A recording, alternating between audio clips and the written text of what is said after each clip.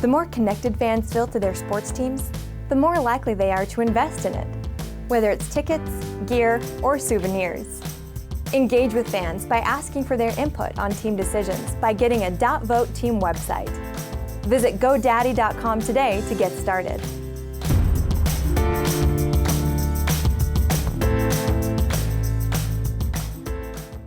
So how exactly does a protest movement turn into a baseball team? What does it look like to win after losing to a billionaire who took away the thing you love most? It means building something new in a city that's been abandoned way too many times. That's the story today on Gordon Damer on Sports.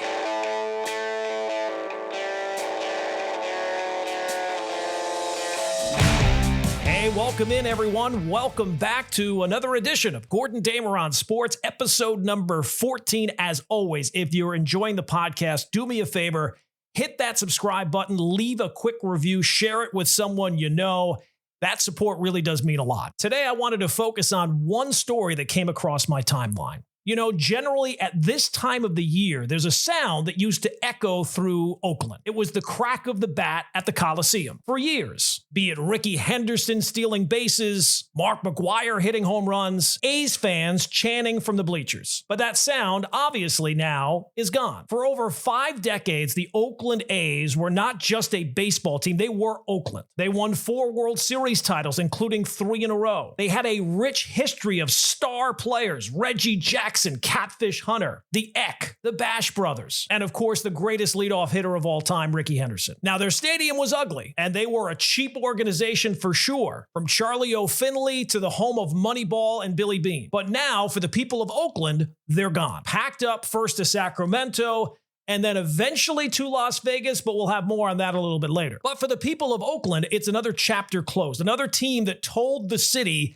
it did not matter. Now, the A's were not the first to leave. The Warriors were the first to leave, or maybe it was the Raiders who left and then came back. Either way, what's left behind is more than just some empty stadiums. It's a city that kind of feels like it's being hollowed out in real time, especially for sports fans. But this episode isn't just about what Oakland has lost. It's about what's building in its place, because in the shadow of the A's exit, something kind of unexpected happened. Now look, I've been around long enough, and maybe you have too, to see how these things usually go. A team announces it's leaving, fans get all ticked off, and the protest, maybe it's calls to a local sports radio station event, maybe it's a protest night, but after a short while, those protests disappear. They fizzle. They always fizzle. And at the end of the day, the team leaves, the fans get ticked off, but life goes on. That's the usual formula. That's how things usually go, but not in Oakland. Oakland has been different. Instead of just letting their team slip away quietly one night, fans made noise. Over the last few years, they packed the Coliseum for a reverse boycott night. They chanted, "Sell the team" in the 5th inning of every home game last year. They organized, and when that didn't stop the billionaire owner John Fisher from bailing, Oakland didn't give up, and now they've built something new. Introducing the Oakland Ballers. Out are the A's, in are the B's. Now, they're not a major league team. They're not even a minor league affiliate. They're an independently owned club built by and for the city. They still got the green and gold uniforms. They don't play their games at the Coliseum. They play their home games at Ernie Raimondi Park in West Oakland. There's no luxury boxes. There's no billionaires. But they built something for the die-hard baseball fan in the city that lives there. But this is what makes the Ballers so unique. It's not just fans griping and yelling and complaining with no actual results. They've built something entirely new and hopefully a response to one of the most shameful team exits in sports history. They didn't just protest, they built something. When they got blown off, they relied on some hometown pride. Today on the show, we're talking with Jorge Leon, one of the proudest, one of the loudest guys in all of this.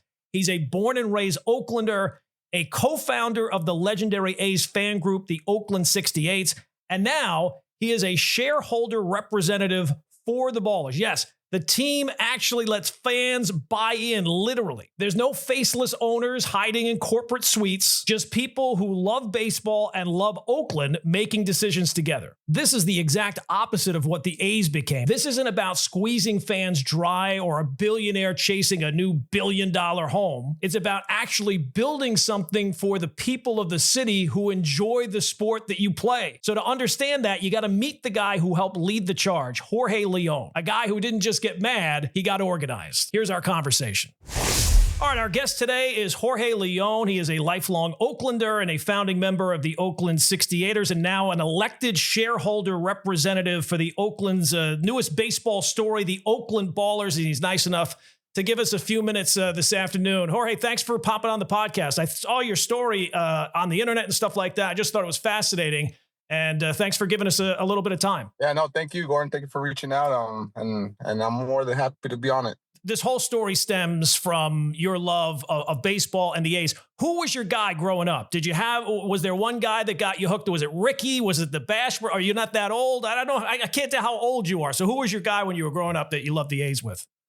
Yeah, you know what, man? It's been a mixture of players, but I guess my earliest memory is probably Mike Bordick, Scott Heeman. I mean, I grew up loving the A's when they sucked, right?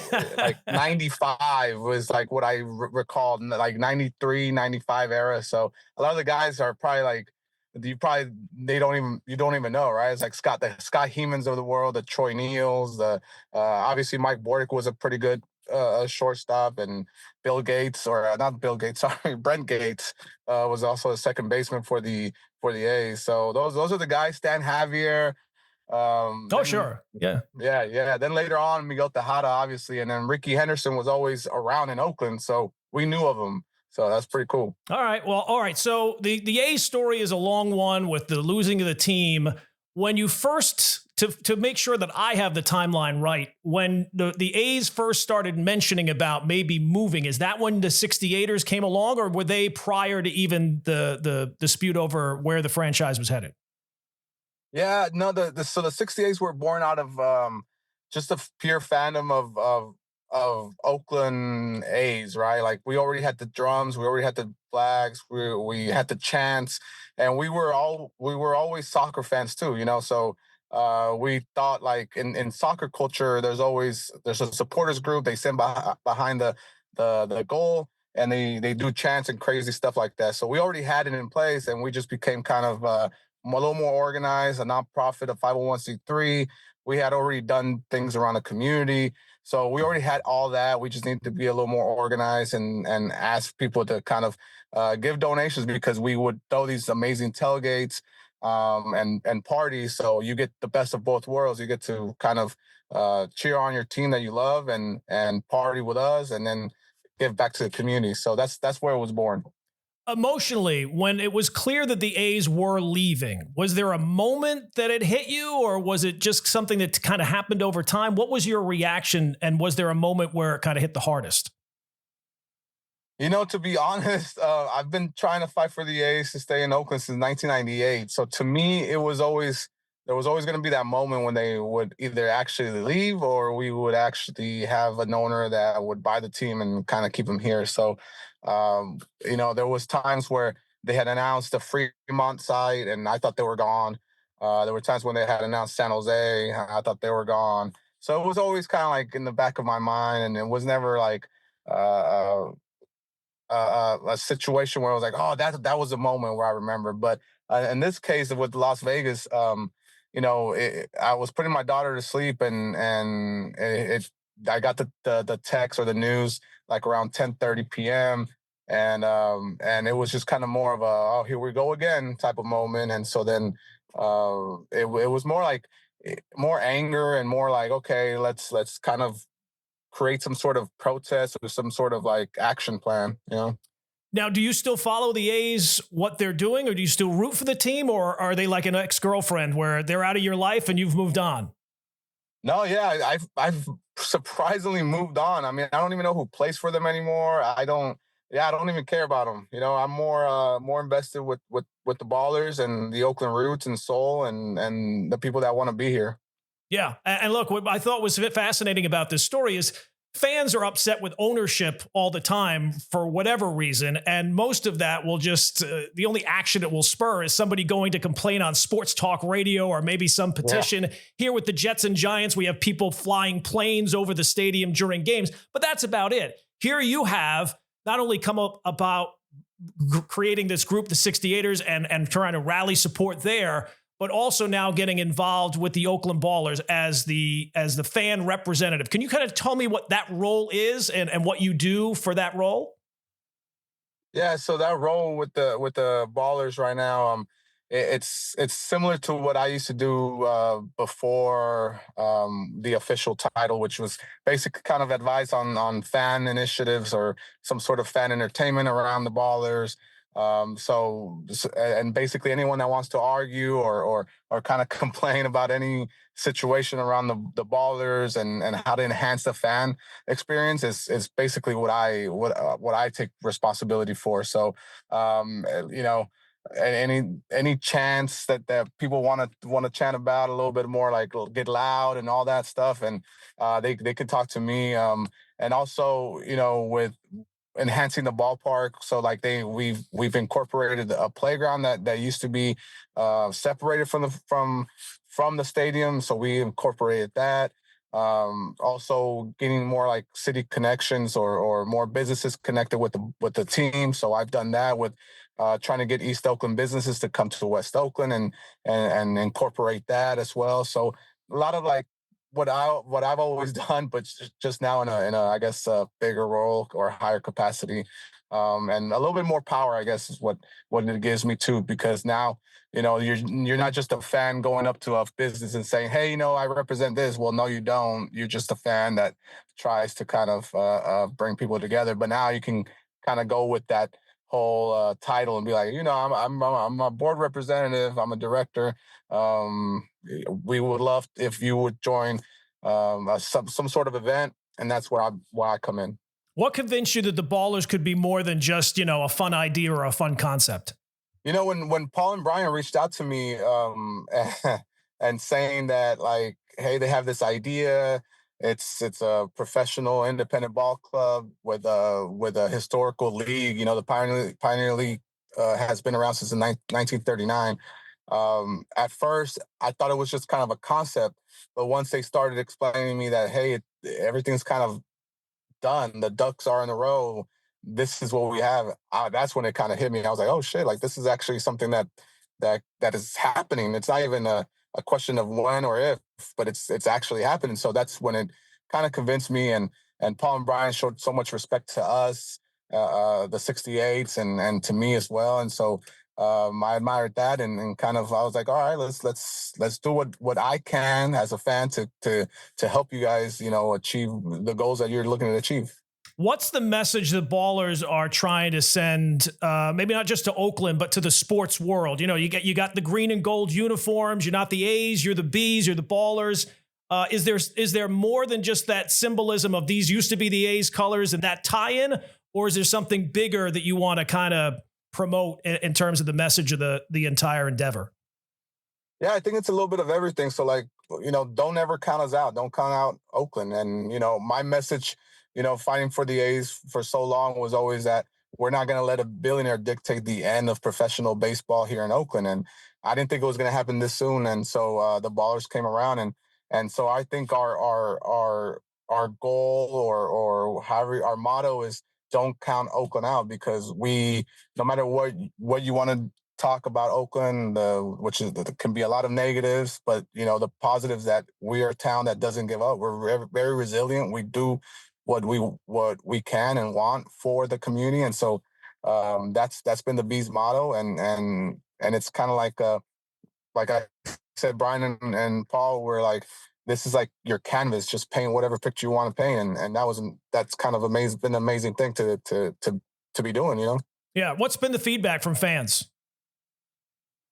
So every time that I bring someone to Raimondi Park in West Oakland, their jaw drops, and it's like a smaller Wrigley Field vibe to it, and they love it, especially with there's a Prescott Market that just opened up. It has a brewery in there. It has a bunch of other local vendors with like burgers and hot dogs, and you got tacos and Thai food, and it's a whole little vibe, and you can grab food there and then go watch the Bees. And obviously with us, we keep the tailgates alive. And so they love it. They love the vibe, the small, intimate feel to it that kind of Wrigley has is literally what we have, because they have warehouses all over and they have the Ivies out there. and the views are amazing too. And it's so much fans. I think, at least I know for me, when you go to a minor league game, when you're used to a major league ballpark or stadium, and then you go to a minor league game where it does feel like you're part of the fun, right? Like it's not just that you're a ticket holder or a patron or somebody who's just paying for these different things, but you actually feel part of the experience. It's a completely different vibe, especially for people who are raised on a major league experience. Yeah, no, 100%. And I will say that there was a point in time where we had a similar relationship with the A's, you know. And so to me, I guess what I would like to tell people is that don't be afraid to reach out to the front office of these huge major league teams and make them realize that fans do have a voice and they want an intimate feel to the game. And I think that's the only way to do it is if you have some sort of a supporters group like the 68s. But it is pretty cool that every sports team here, at least in Oakland, with the roots and the soul, they also have that good. We have that good relationship with them to where they make it very intimate, very a phone call away type of environment. And I wish that that even not just minor league teams, but also the majors should be able to do that. I don't know if this came across your timeline or if anybody showed this to you. You said you're kind of out on the A's and you don't really focus on it anymore. I think it was like 2 weeks ago during their pregame show, someone stood in between the two guys who host their show was in the stadium where they're doing it in Sacramento now. And the guy had a shirt on that said sell, and security was trying to get that guy to move. And that guy, I don't even know if he was saying anything to the security person, but he was just staying there. He was so prominently featured. It kind of went viral. I don't know if that showed up on your timeline or if anybody made you aware of that or not. Yeah, it actually did show up on my timeline, and it's funny because he's a pretty cool guy. I met him in person, and for me to see him doing that is something that that I honor a lot, and it's pretty cool because some people say that how come we're not fighting, but we are kind of fighting in a way that's different, right? We're trying to keep baseball alive in Oakland, so that's what we're fighting for here. And then now you have these fans that are having these sell shirts and sell chants over there, and that's I commend that. And that shirt is so iconic now that it's it's pretty cool to see. Yeah. It's got to be awesome, like something that you helped build, even though it's gone now. It still kind of lives. I don't want to make it sound morbid, but it still lives on even after the fight is over.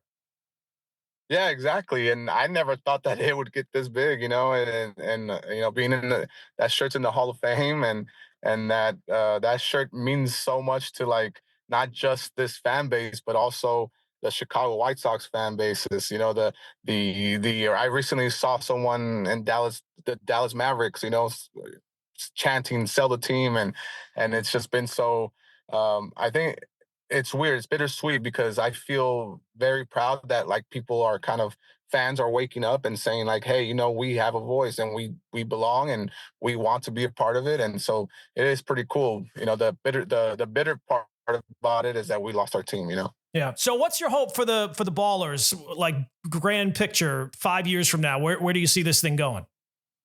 So I always have kind of a long-term vision and a short-term vision. So a short-term is what we're currently facing, which is, putting more things around the stadium, and that's coming up into fruition.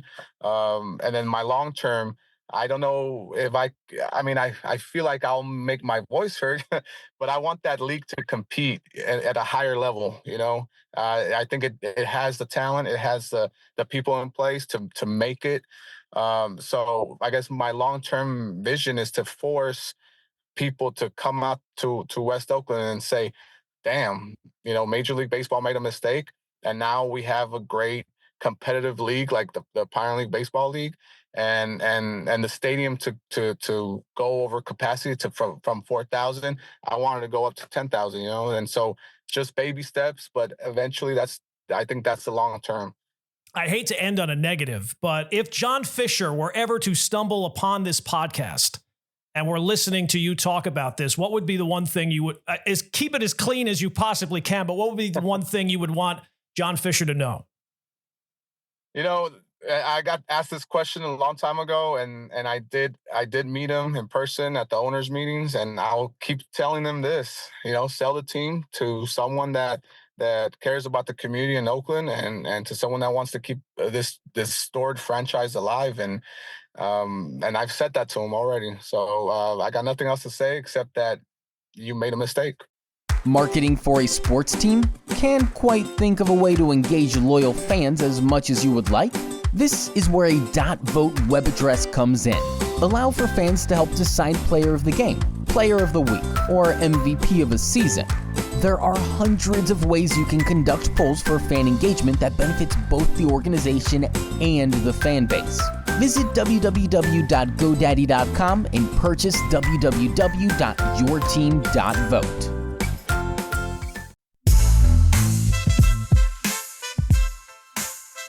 All right, let's talk more about this A's stadium situation in Las Vegas, which I just assumed the deal was done.